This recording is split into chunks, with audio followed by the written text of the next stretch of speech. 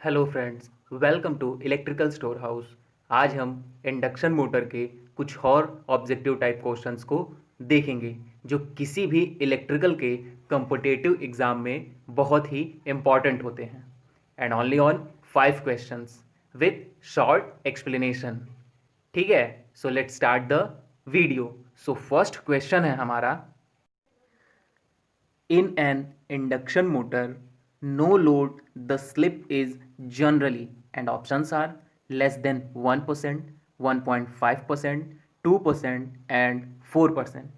So answer है हमारा less than 1%। देखिए स्लिप क्या होता है, सिंक्रोनस स्पीड ns तथा रोटर की वास्तविक गति n के डिफरेंस को स्लिप कहते हैं और इसे हम साइकिल पर सेकंड से प्रदर्शित करते हैं, लेकिन स्लिप को हम हमेशा परसेंटेज में डिनोट करते हैं। ठीक है, तो स्लिप एस इक्वल टू क्या होता है, N S minus N upon N S, और जब परसेंटेज निकालना होता है तो इंटू 100 करके परसेंटेज निकाल लेते हैं। Synchronous speed N S equal to होता है 120 F frequency upon P poles, 120 F upon P. ठीक है, ये सिंक्रोनस स्पीड होता है। इंडक्शन मोटर का जो टॉर्क होता है वो स्लिप के डायरेक्टली प्रोपोर्शनल होता है। देखिए स्टार्टिंग के समय रोटर जब हमारा स्थिर अवस्था में रहता है, मतलब स्टैंड स्टिल कंडीशन में, उस वक्त स्लिप का मान मैक्सिमम होता है और इस समय रोटर के अक्रॉस ईएमएफ का भी मान मैक्सिमम होता है। लेकिन एट सिंक्रोनस स्पीड पर स्लिप का मान 0 होता है और जो टॉर्क डेवलप होता है वो भी 0 होता है। ठीक है, मतलब कोई टॉर्क डेवलप नहीं होता है। देखिए फुल रेटेड लोड पर स्मॉल या स्पेशल पर्पस मोटर के लिए जो स्लिप होता है वो वेरी करता है more than 5%। For large motor, बड़े मोटर्स के लिए the slip is less than 1% because N induction motor consist of short circuit rotor winding having small resistance. देखिए इंडक्शन मोटर का जो रोटर होता है वो शॉर्ट सर्किट होता है और शॉर्ट सर्किट होने की वजह से उसमें करंट का मान मैक्सिमम हो जाता है और करंट का मान मैक्सिमम होने की वजह से जो स्लिप होती है वो बहुत कम हो जाती है और सफिशियंट टॉर्क प्रोड्यूस होता है। ठीक है, अब हम बढ़ते हैं अपने नेक्स्ट क्वेश्चन की तरफ। सो सेकंड क्वेश्चन है हमारा, in case the air gap in an induction motor is increased and options are the magnetic current of the rotor will decrease, the power factor will decrease, speed of motor will decrease and the winding losses will decrease. So answer है हमारा the power factor will decrease। देखिए induction motor के stator और rotor के बीच जो air gap होता है वो क्या क्या इफेक्ट डालता है, magnetizing current, power factor, overload capacity, cooling, noise, इन सब पे इफेक्ट डालता है। तो स्टेटर और रोटर के बीच कम से कम एयर गैप रखना चाहिए। देखिए इंडक्शन मोटर में एयर गैप के कारण लीकेज रिएक्टेंस तथा मैग्नेटाइजिंग करंट ट्रांसफार्मर की अपेक्षा अधिक होता है। इससे इंडक्शन मोटर का पावर फैक्टर नो लोड पर स्टार्टिंग में कम तथा हाई लोड पर भी कम होता है।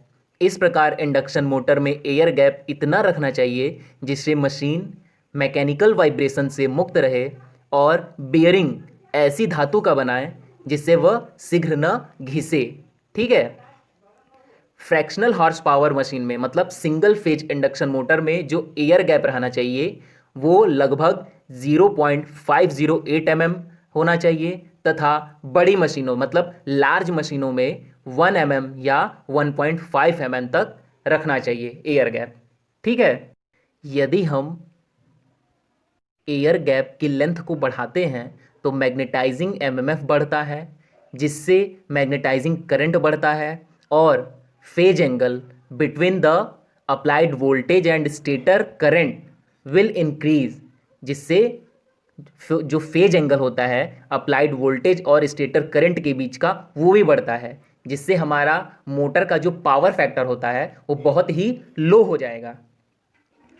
That means air gap is increased, it will offer high resistance to magnetic flux, and the stator will draw more magnetizing current from the supply to maintain the required flux in the air gap to the rotor. Hence, this will reduce the power factor of an induction motor या any other electrical motor या किसी अन्य electrical machine में, मतलब किसी motor में. ठीक है, तो हमें इंडक्शन मोटर के स्टेटर और रोटर के बीच जो एयर गैप होना चाहिए वो कम से कम रखना चाहिए. ठीक है, जिससे मोटर का पावर फैक्टर अच्छा हो. अब हम बढ़ते हैं अपने नेक्स्ट क्वेश्चन की तरफ. सो नेक्स्ट क्वेश्चन है हमारा, the starting torque of a squirrel cage induction motor is usually, and options are low, negligible, same as full load torque, and slightly more than full load torque. And answer are low. मतलब squirrel cage rotor का जो starting torque होता है वो कैसा होता है, बहुत ही लो होता है. कि स्क्वायरल केज रोटर हमारे दो टाइप के होते हैं, एक होता है सिंगल स्क्वायरल केज रोटर और एक होता है डबल स्क्वायरल केज रोटर. देखिए, स्क्वायरल केज रोटर में जो हम कंडक्टर एल्युमिनियम या कॉपर का कंडक्टर को स्क्यू कर कर डालते हैं और एंड रिंग्स लगा करके उसे शॉर्ट सर्किट कर देते हैं. मतलब स्क्वायरल केज रोटर में जो हम कंडक्टर्स को डालते हैं उन्हें थोड़ा तिरछा स्क्यूट करके डालते हैं. ठीक है, और एंड रिंग्स लगा करके उसे शॉर्ट सर्किट कर देते हैं, जिससे इसमें कोई भी एक्सटर्नल रेजिस्टेंस नहीं जोड़ा जा सकता है, जिससे इसका स्टार्टिंग टॉर्क कम, मतलब स्टार्टिंग टॉर्क लो तथा स्टार्टिंग करंट मैक्सिमम हो जाता है, पावर फैक्टर लैगिंग होता है और रनिंग टॉर्क अच्छा हो जाता है. ठीक है, इस प्रकार के रोटर में जो हम रॉड डालते हैं, कंडक्टर की जो रॉड डालते हैं उसे स्क्यूट करके डालने से बहुत फ़ायदे होते हैं. जैसे उस रॉड की लेंथ बढ़ जाती है और लेंथ बढ़ जाने के साथ साथ रेजिस्टेंस बढ़ जाता है, जिससे उसका इम्पिडेंस भी बढ़ जाता है, और टॉर्क के लिए स्लिप का मान बढ़ जाता है, क्योंकि slip is directly proportional to torque और starting torque directly proportional to rotor resistance. ठीक है, और रॉड को स्क्यूड करने से स्टेटर एवं रोटर के बीच मैग्नेटिक लॉकिंग कम हो जाती है. मतलब जो हम छड़ों को तिरछा करके डालते हैं तो स्टेटर और रोटर के बीच में मैग्नेटिक लॉकिंग भी कम हो जाता है, जिससे हमिंग की आवाज़ भी कम हो जाती है मोटर में. ठीक है, ये सब सिंगल स्क्वायरल केज रोटर में ज़्यादा होता है. ठीक है, अब हम बढ़ते हैं अपने नेक्स्ट क्वेश्चन की तरफ. सो नेक्स्ट क्वेश्चन है हमारा, a double squirrel cage induction motor has, and options are two rotors moving in opposite direction, two parallel winding in stator, two parallel winding in rotor, and two series winding in stator. And answer are two parallel winding in rotor. देखिए, as the name suggest, नाम से ही पता चल रहा है कि double squirrel cage rotor has two sets of parallel squirrel cage winding in the same rotor. ठीक है, इसका जो आउटर केज बार होता है वो स्मॉल क्रॉस सेक्शन एरिया का होता है कंपेयर टू इनर केज बार. ठीक है, और आउटर केज बार जो होता है वो हाई रेजिस्टिविटी मटेरियल का बना होता है. ठीक है, and outer cage has less leakage flux linkage because of their relatively open slots, hence it has lower reactance. इसका जो लोअर केज बार होता है वो हाई क्रॉस सेक्शन, मतलब अधिक क्रॉस सेक्शन का बना होता है. It is made of low resistance material like copper. ठीक है, and upper and lower cage bar is separated by narrow slits. मतलब अपर और लोअर केज बार होता है, इन्हें हम नैरो स्लिट से सेपरेट करते हैं, अलग करते हैं. And inner cage has high leakage flux linkage due to the presence of slits, hence it has high self inductance.